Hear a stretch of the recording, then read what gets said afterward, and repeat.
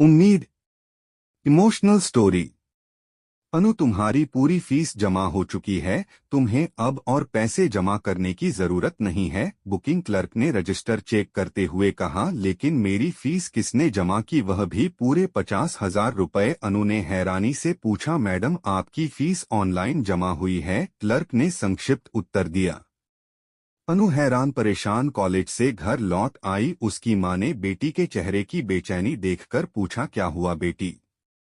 मां, किसी ने मेरी पूरी फीस भर दी है, अनु ने हैरानी से जवाब दिया। किसने और क्यों? उसकी मां भी परेशान हो गई।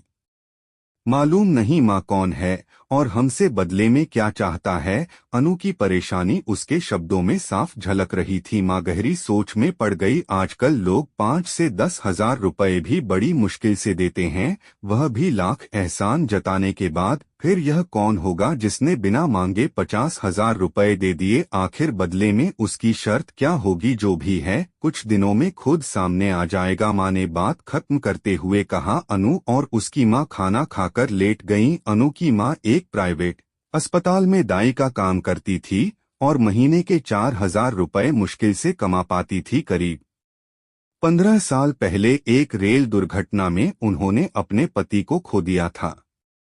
तब अनु केवल 5 से 6 साल की थी। उस दिन से मां बेटी एक दूसरे का सहारा बनी हुई थी। मां ने गरीबी में भी अनु की पढ़ाई का जिम्मा उठाया था।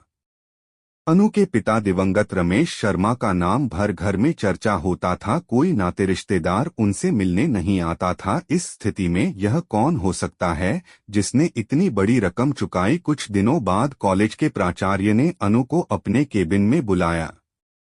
अनु, तुम्हारे लिए एक खत आया है, चाहो तो इस पते पर उस व्यक्ति से संपर्क कर सकती हो, प्राचार्य ने कहा। जी धन्यवाद सर, कहकर अनु घर आई और खत खोला। उसमें लिखा था, बेटी, तुम्हारी फीस मैंने भरी है, मुझे बदले में कुछ नहीं चाहिए और न ही यह पैसा लौटाना है। नीचे हस्ताक्षर और एक मोबाइल नंबर लिखा था। अनु की मां ने वह नंबर डायल किया। फोन तुरंत उठा। जी आप अनु की मां बोल रही हैं? हाँ, पर आपने मेरी बेटी की फीस क्यों भरी? मां ने सीधे पूछा। क्योंकि मुझे उसके पिता का कर्ज चुकाना था, व्यक्ति ने संक्षिप्त उत्तर दिया। क्या आप घर आ सकते हैं? मां ने आग्रह किया। ठीक है, रविवार को दोपहर 1 बजे आऊंगा, उसने जवाब दिया। रविवार को वह समय पर आ पहुंचा। करीब 28 से 30 साल का आकर्षक नौजवान अपने साथ मिठाई का डब्बा लाया। उसने अनु और उसकी मां को नमस्कार किया। मैंने फोन पर बताया था, यह आपके पति का कर्ज था, उसने सरलता से कहा। कैसा कर्ज? मां और बेटी चौंक गईं। 15 साल पहले मेरे पिता गंभीर बीमार थे। रमेश शर्मा जी ने हमारे परिवार को 3,000 रुपए दिए थे,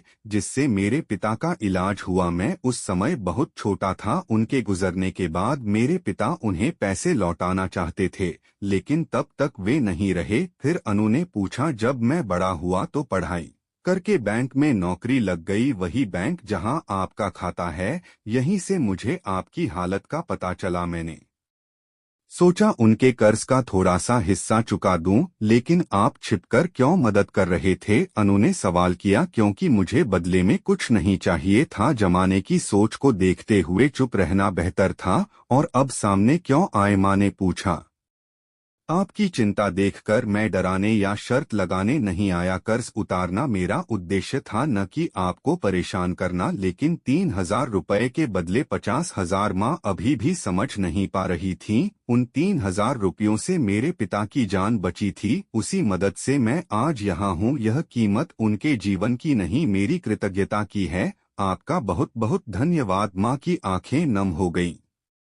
अब मुझे इजाजत दीजिए। मैंने जो किया वह एक कर्ज चुकाने की कोशिश भर थी। अनु और उसकी मां दरवाजे से उसे जाते देख रही थीं। उनकी आंखों से खुशी और कृतज्ञता के आंसू बह रहे थे। मां, आज भी ऐसे लोग हैं, अनु ने कहा।